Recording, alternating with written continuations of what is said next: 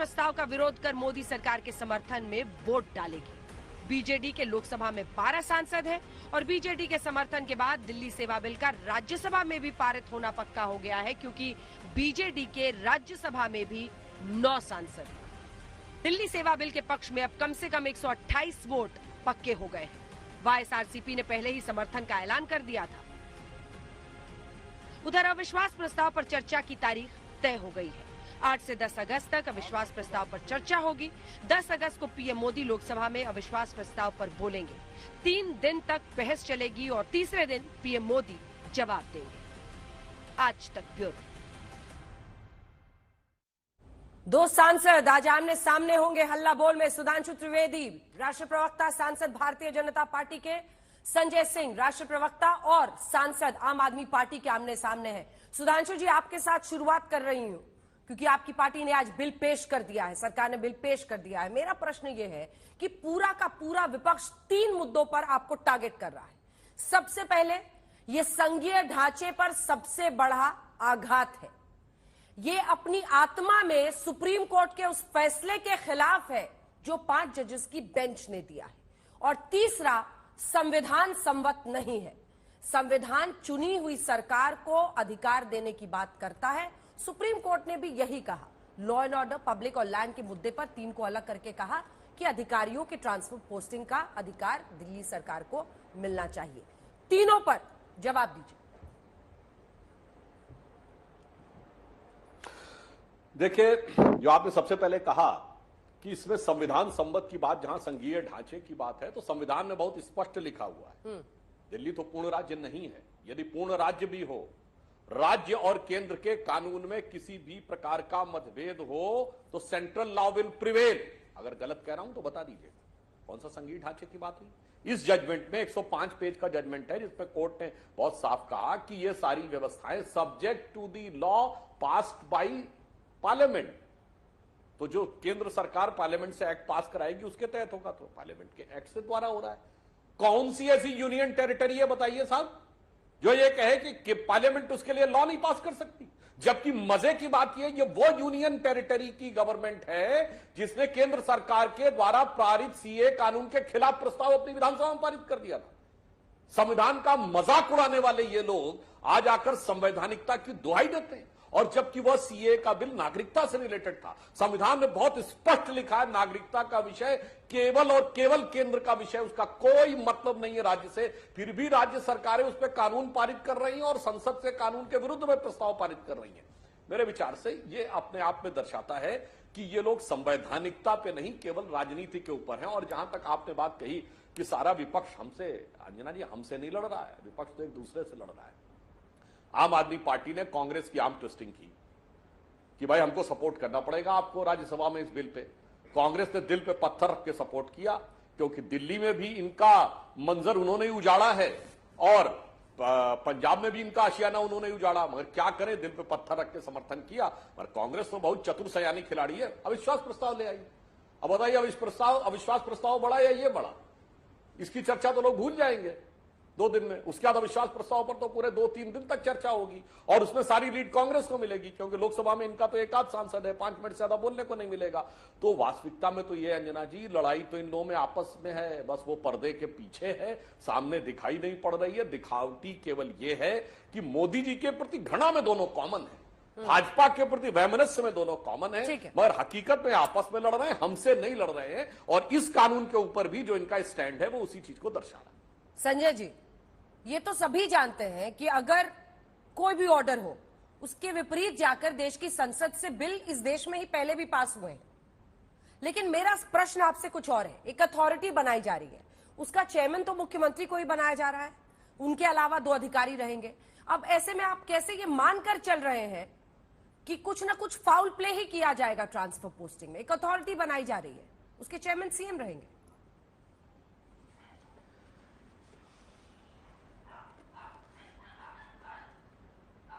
देखिए, पहली बात तो आज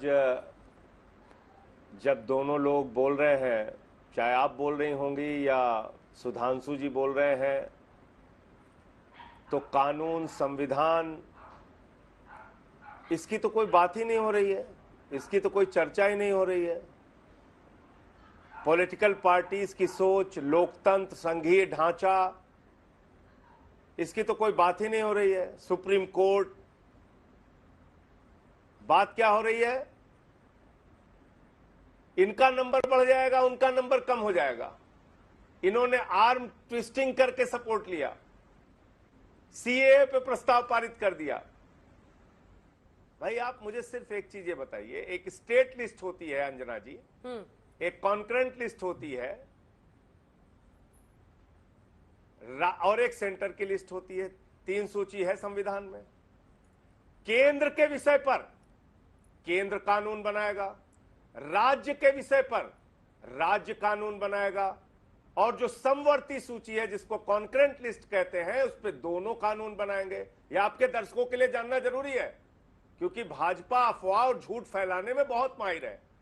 तो जो कॉन्करेंट लिस्ट का सब्जेक्ट है उसमें केंद्र और राज्य दोनों कानून बना सकते हैं, लेकिन एक ऐसा विषय है अगर उस पर केंद्र सरकार, जो कॉन्करेंट लिस्ट में है, फिर दोहरा रहा हूं आपको, जो समवर्ती सूची में है, उस पर अगर केंद्र सरकार कानून कोई बनाती है तो वो प्रभावी होगा।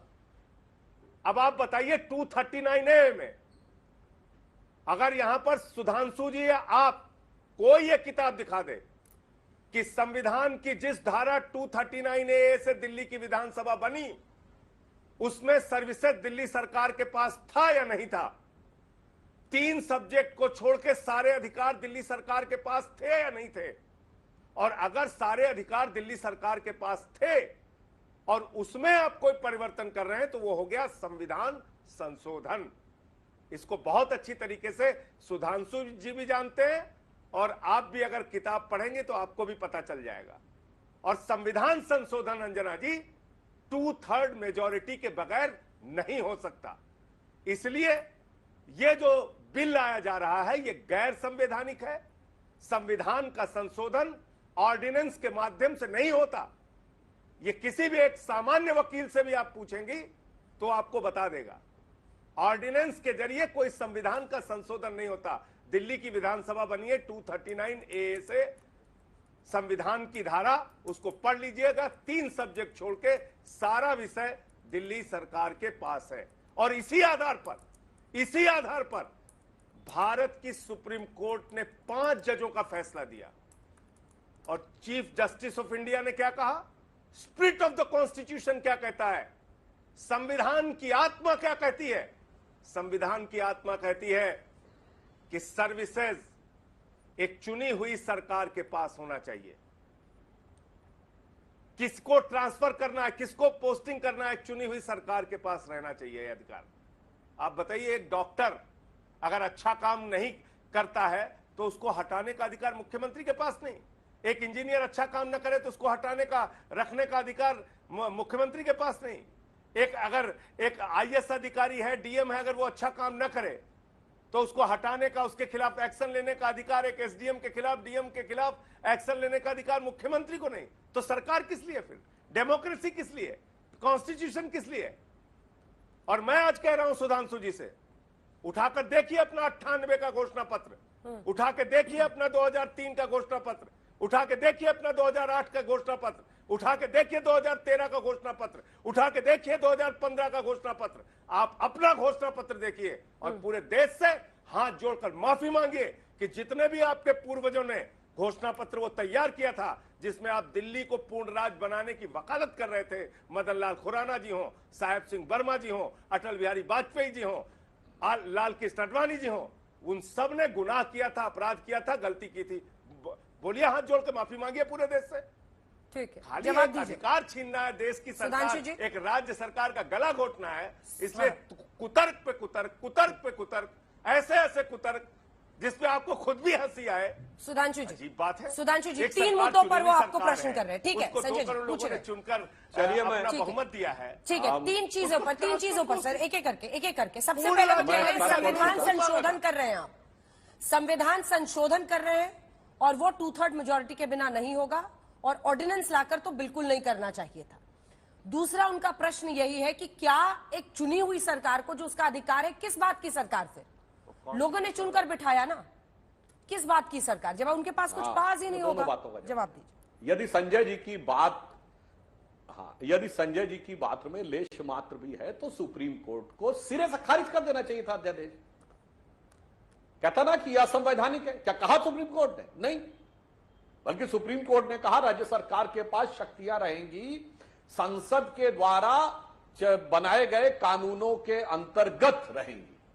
अगर इनकी बात सच है तो झूठ पे झूठ बोलना यह होता है मान्यवर, कुतर्क पे कुतर्क। अगर आप इसको संविधान संशोधन मानता तो सर्वोच्च न्यायालय एक झटके में खारिज कर देता। संविधान संशोधन नहीं है, ये एक सामान्य है। दूसरा, चुनी हुई सरकार के बारे में लोग बहुत बात करते हैं। अंजना जी, पूछना चाहता हूं, चलिए दिल्ली में तो पूर्ण राज्य नहीं है, पंजाब में इनका पूर्ण राज्य है, बाकी जगहों में बताइए नगर निगम के अधिकारियों के ट्रांसफर पोस्टिंग की पावर कितनी जगहों पर इन लोगों ने दे रखी है मेयर को? पूछना चाहता हूं। तो नगर विकास मंत्री के हाथ में रहेगी, वो चुने हुए नहीं है नगर निगम।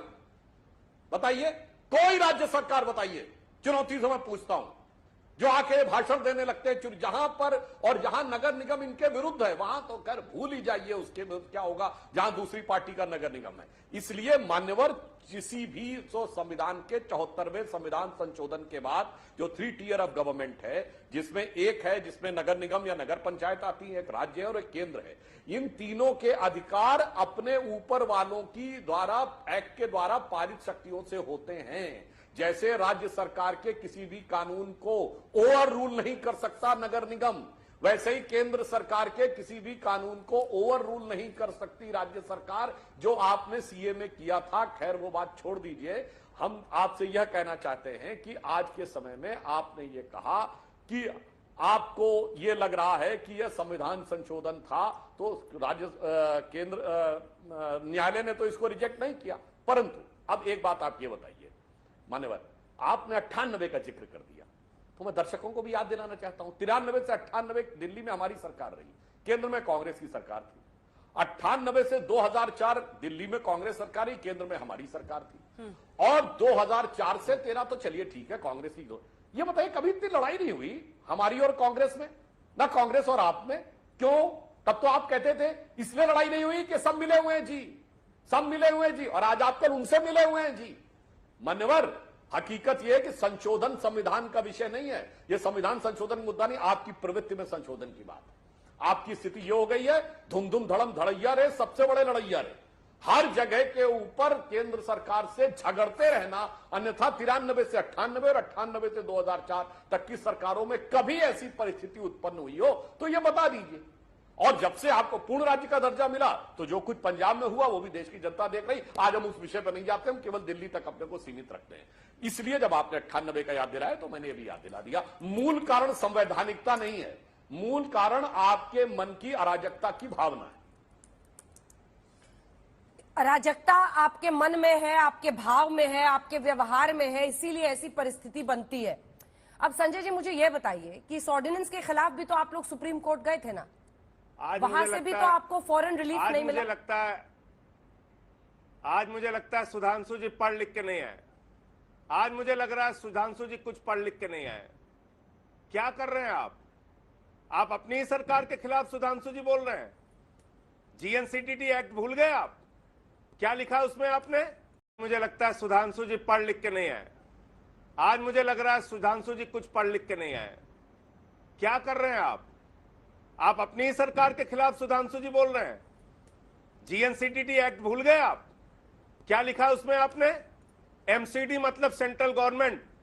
अपनी रिसर्च टीम को बोलिए अंजना जी, और अपने चैनल पे दिखाइए पूरे देश के दर्शकों को। नगर निगम का अरे मान्यवर, मैंने दिल्ली प्रदेश नहीं कहा, मैंने सारे प्रदेशों का कहा। एमसीडी मतलब सेंट्रल गवर्नमेंट। अरे भाइयों, मैंने आपको टोका नहीं, ये मत कीजिए, ऐसे बहस मत कराइए अंजना जी। सुधांशु जी रुक जाइए, संजय जी पूरा कर ले फिर जवाब। मैं आपको मौका दूंगी ना सुधांशु जी, फौरन दूंगी। आपका मौका आएगा तब बोलिए, और मेरे सवाल का भी जवाब दीजिएगा। सुप्रीम कोर्ट ने ऑर्डिनेंस पे संजय जी स्टे नहीं लगाया, उसको 5 जजेस के बेंच को भेज दिया। जवाब दूंगा, ठीक है। एक हाँ एकदम एक चीज का जवाब दूंगा। सुन तो लीजिए पहले, बोलने ही नहीं देते सुधांशु जी, बीच में बोल रहे हैं। एमसीडी का अधिकार छीनने के लिए पार्लियामेंट के अंदर बाकायदा एक्ट लेके आए, जीएनसीटीडी एक्ट। उसमें लिखा है एमसीडी मतलब सेंट्रल गवर्नमेंट। दिल्ली का नगर निगम मतलब नरेंद्र मोदी चलाएंगे उसको, और हमको सिखा रहे हैं कह रहे हैं नगर विकास मंत्री ट्रांसफर पोस्टिंग करेगा। अरे आप तो पढ़े लिखे आदमी हैं, ऐसी बात करेंगे तो आपकी पार्टी वाले आपके खिलाफ हो जाएंगे भैया। अरे भाई आप सुन नहीं पाए क्या? अब आ जाइए आगे की बात। आपने कहा सुप्रीम कोर्ट ने, आपने कहा अंजना जी कि सुप्रीम कोर्ट ने इस बिल को संविधान संशोधन क्यों नहीं माना। पहली बात तो ऑर्डिनेंस आया था, ऑर्डिनेंस पे सुप्रीम कोर्ट की टिप्पणी है, इनको पढ़ाइए और दिखाइए। लाइव लॉ के ट्विटर हैंडल पे पड़ी होगी तो निकाल लीजिए। चीफ जस्टिस का कमेंट था कि क्या संविधान का संशोधन ऑर्डिनेंस के जरिए किया जा सकता है, और उसके बाद सुनवाई अभी वहां पर जारी रहेगी। आपका दायित्व क्या है, आपकी जिम्मेदारी क्या है, आपकी पार्टी क्या कहती है? मैंने 2 बार पूछा, आपने जवाब नहीं दिया। 13 के 15 के 98 के 2003 के 2008 के घोषणा पत्र में आपने दिल्ली को पूर्ण राज्य का दर्जा दिए जाने की वकालत की थी या नहीं की थी? और अगर की थी और अब आप उसके खिलाफ हैं तो पूरे देश से और दिल्ली के लोगों से माफी मांगिए। आप बोलिए कि हमने जो घोषणा पत्र में डिमांड की थी वो गलत था पूरी तरीके से। और अगर कांग्रेस से आपके इतने मधुर रिश्ते थे तो आप पूर्ण राज्य क्यों मांग रहे थे? आप चलने देते ऐसे। एक बात। दूसरी बात, कह रहे कांग्रेस से इनका बड़ा अच्छा तालमेल था। नजीब जंग भूल गए? आप भूल गए? इनको तो मान लीजिए भूल गए होंगे, सुधांशु जी बीजेपी की तरफ से इनको बोलना है। आप भूल गई अंजना जी कितने काम में रोड़ा डाले नजीब जंग ने? वो किसके द्वारा लगाए गए एलजी थे? कांग्रेस के द्वारा लगाए गए एलजी थे। फिर किसके शासन में एलजी रहे? बीजेपी के शासन में एलजी रहे। तो मेरा यह कहना है कि आपने अगर एक सरकार को टारगेट ही कर लिया है तो हमें तो अपने लोगों के लिए आवाज उठानी पड़ेगी। मोहल्ला क्लिनिक बनाने पे आप रोक लगाएंगे। आप पंजाब कहां चले गए? आपको उत्तर प्रदेश भूल गए जहां 7 जवानों को मार दिया गया था? बिकरू कांड भूल गए आप? प्रयागराज का कांड भूल गए? दिन दहाड़े उमेश पाल की हत्या हो गई। आप भूल गए हाथरस का कांड?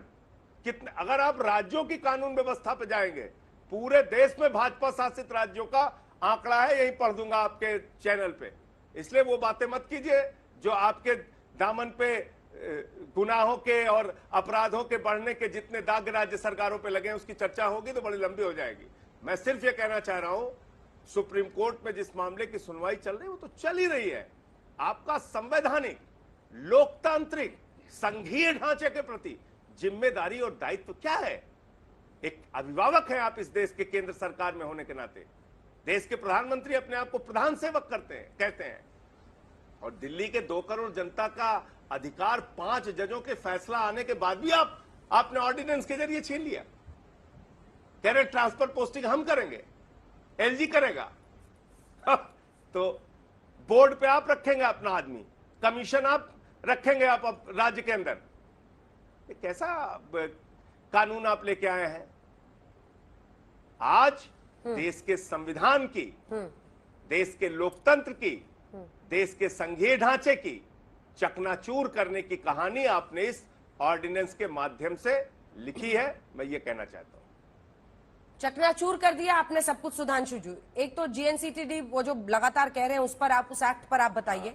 दूसरा, 1 सेकंड सर, क्या ये खींच इस बात का है कि आपके सांसद तो दिल्ली चुन देती है लेकिन आपको यहां सरकार बनाने का मौका नहीं दे रही है, स्वीप कर रहे हैं अरविंद केजरीवाल दिल्ली को? क्या इसी के खींच की वजह से आप लोग टारगेट करते हैं किसी ना किसी तरीके से? ये आरोप लग रहा है आप लोगों पर, और आप क्या इंतजार करें कि बीजेपी की सरकार बनेगी तभी आप पूर्ण राज्य का दर्जा दिलाएंगे? किसी और की बनी तो पनिशमेंट। मैं जिस बात के लिए मैंने टोका था वो कह देना चाहता हूं। व्यक्तिगत टीका टिप्पणी अवॉइड करनी चाहिए, पर संजय जी ने कहा पढ़ के नहीं आए। मान्यवर, मुझे लगता है आप सुन ही नहीं रहे थे, ध्यान कहीं और था क्या?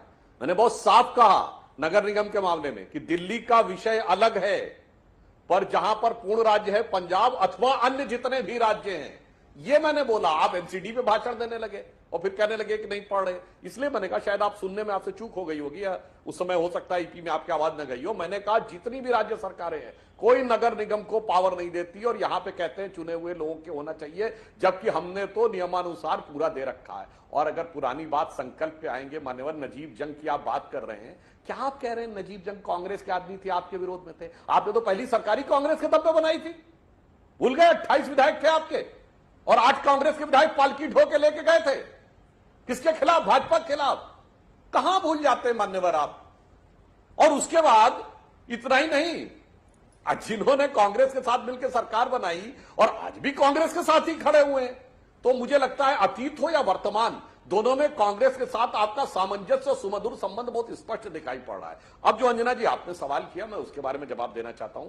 आपने कहा कि ये खींच की बात है। ये खींच की बात नहीं है, वास्तविकता में ये यथार्थ की बात है। यदि यह सत्य है कि 2 बार विधानसभा में दिल्ली की जनता ने इनको शानदार बहुमत दिया है, इतना शानदार बहुमत पाकर सिर्फ व्यवस्था और में अव्यवस्था और वितंडावाद करने वाली सरकार आपने नहीं देखी होगी। ये वो पार्टी है जो कहती थी हम नई राजनीति के लिए आए हैं, और आज आप देखिए कि किस तरीके से ये ट्रांसफर पोस्टिंग के लिए कह रहे हैं। और याद करिए अंजना जी, इन्हीं की सरकार में मुख्य सचिव के साथ हाथापाई हुई थी, यह मीडिया में रिपोर्ट आई थी और यह बयान मुख्य सचिव ने दिया, चीफ सेक्रेटरी ऑफ दिल्ली। और यह कहा गया कि घर पे बुलाया गया केजरीवाल जी के, मुख्यमंत्री जी के घर पे अन्य मंत्री भी थे, और हाथापाई हुई। अफसरों के साथ किस ढंग से डील करने का कोई उदाहरण आपको भारत के इतिहास में नहीं मिलेगा कि कोई मुख्य सचिव यह आरोप लगाए कि आपने उसके साथ मारपीट की है। और उसके बावजूद जिस शिद्दत के साथ आप ट्रांसफर पोस्टिंग के लिए करना चाहते हैं, तो बहुत सारी चीजें जो आप लोगों के साथ हुई हैं,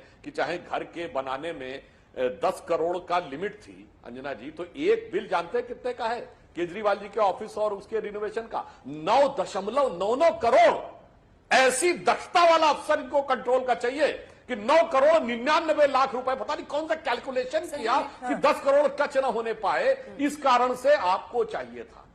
अब इसलिए मैं आपसे सिर्फ ये कहना चाहता हूं मान्यवर, हकीकत यह कि अगर आप थोड़ा सा अपनी प्रवृत्ति में सुधार लें, तो आपको दिल्ली की जनता ने बहुत दिया, पर यह भी स्वीकार लें कि 2 बार 7 में 0 आपको दिया है। ये दोनों बातें ईमानदारी से स्वीकार लें, तो आप सकारात्मक काम कर पाएंगे। अन्यथा आप जिस प्रकार के नए नवेले पार्टी होकर अजब अलबेले स्वांग रचाते रहते हैं, आप उसी में उलझे रह जाएंगे। ठीक है, अब संजय जी इसका भी आप जवाब दीजिए, और साथ ही इसमें एक प्रश्न जोड़ रही हूं। मुख्य सचिव ने ही आरोप नहीं लगाया, गृह मंत्रालय ने भी कोर्ट में, सुप्रीम कोर्ट में यह कहा कि जब 1 सप्ताह के लिए आप लोगों के पास अधिकारियों के ऊपर अधिकार था, तब आप लोगों ने 2 तरह की फाइलें गायब कराई, उन पर दबाव बनाकर उनको हरास किया, उनको थ्रेटन किया, डराया गया।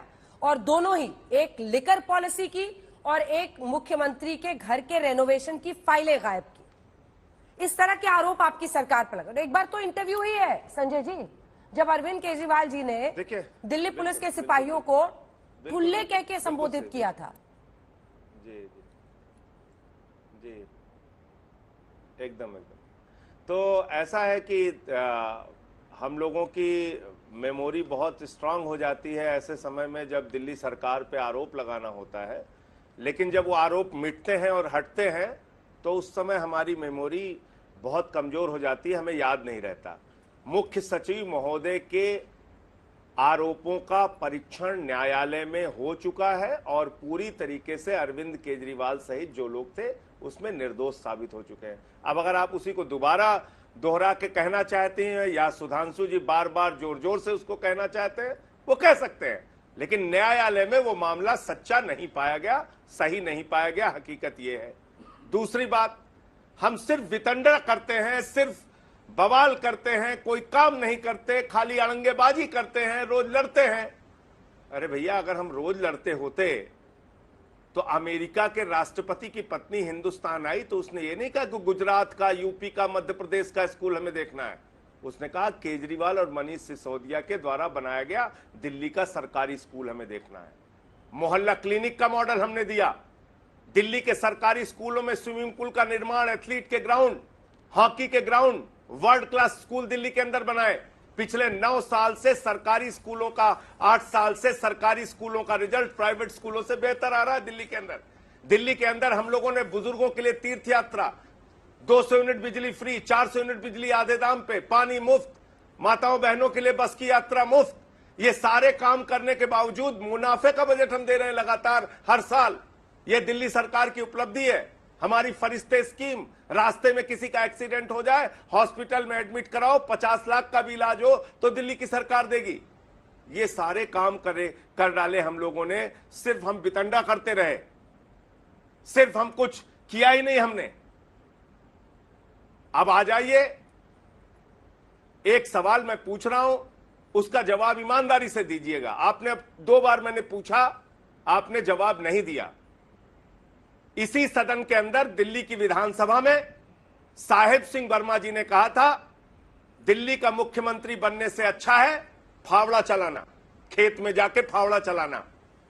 पूर्ण राज्य की वकालत की, मदन लाल खुराना जी ने पूर्ण राज्य की वकालत की, अडवाणी जी ने पूर्ण राज्य की वकालत की। तो आपको दिल्ली के लोगों ने जब चुना 93 से 98 तक, तब तो आप ये दर्द महसूस कर रहे थे और आप दिल्ली के लिए पूर्ण राज्य की वकालत कर रहे थे, उसके लिए संघर्ष भी कर रहे थे। लेकिन जब आपको लगा कि 98 से लेके बताओ 25 साल हो गए हम जीत ही नहीं पा रहे, तो एलजी बिठाओ, लाट साहब के डंडे से दिल्ली को चलाओ, सारा अधिकार दिल्ली का छीन लो। यह है हकीकत जिसको पूरा देश देख रहा है और जिसको आपको ईमानदारी से स्वीकार करना चाहिए। साहब सिंह वर्मा जी का फावड़ा चलाने वाला बयान काफी एक बार 67 सीटें मिली, एक बार 62 सीटें मिली। सुधांशु जी, ये फावड़ा चलाने वाला बयान उनका काफी वायरल हुआ था। और सुधांशु जी, इसीलिए मैं कह रहा हूं क्यों चाहिए, आपको क्यों चाहिए अथॉरिटी दिल्ली सरकार के अधिकारियों पर? क्योंकि आपको इनके हाथ अमेटते रहने हैं, इसीलिए चाहिए ना। सारी लड़ाई ही ट्रांसफर पोस्टिंग की अधिकारियों की। क्यों चाहिए केंद्र सरकार को दिल्ली के अधिकारियों के ट्रांसफर पोस्टिंग पर? क्यों अधिकार चाहिए, ये समझाइए जरा, क्यों चाहिए आपको? देखिए, कम से कम संजय जी ने यह भी स्वीकार किया कि मुख्य सचिव के साथ हाथापाई का मामला न्यायालय तक गया। मानी हुई बात है, बंद कमरे में किसी के साथ कुछ भी दुर्व्यवहार हुआ है, उसको अदालत में सबूत के साथ साबित करना बहुत मुश्किल है, पर न्यायालय में गए। तो यह भी याद दिलाना चाहता हूं, एक नहीं कई नेताओं के खिलाफ न्यायालय में जाकर मानहानि के मुकदमे में माफी मांग के केजरीवाल जी आ चुके हैं। कितने गंभीर और सत्य होते हैं अपने वचन में, या आपके ये इसका आचरण आपका प्रूव है। दूसरा, आपने पूर्ण राज्य बहुत कहा मान्यवर। जब हमने पूर्ण राज्य की बात कही थी, जिन राज्यों में हमारी पूर्ण राज्य की सरकार थी, याद करिए 1990, 89 का, पहले उस जमाने का मुलायम सिंह जी का याद करिए उत्तर प्रदेश, और 91 का कल्याण सिंह जी की सरकार का उत्तर प्रदेश, पटवा जी का मध्य प्रदेश, मेरे सवाल का तो आपने जवाब ही नहीं दिया। राजस्थान, शांता कुमार जी का हिमाचल। अरे पूर्ण राज्य हमने मॉडल करके दिखाया था, मगर आपका पूर्ण राज्य